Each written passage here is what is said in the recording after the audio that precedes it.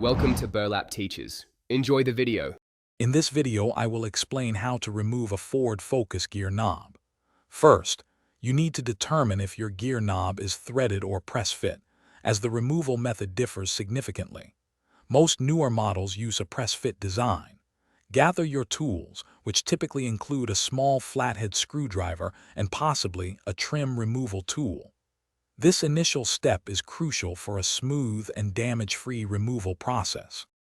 If your forward focus has a threaded gear knob, the process is straightforward. Begin by locating the locking nut or collar at the base of the knob. Use your hand to unscrew this collar counterclockwise until it's loose. Once the collar is free, simply twist the entire gear knob counterclockwise. It should unscrew easily from the gear stick, revealing the threaded shaft underneath. This method is common on older models.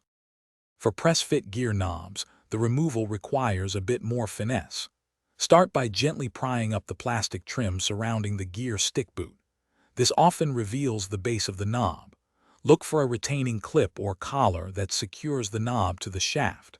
Carefully use a small flathead screwdriver or a trim removal tool to release this clip.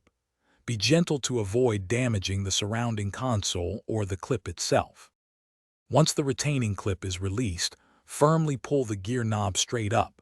It might require a good amount of force, but avoid twisting. For reinstallation, ensure any clips or collars are correctly positioned on the new knob.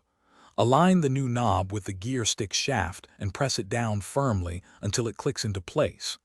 Double-check that it's secure before driving to ensure safety.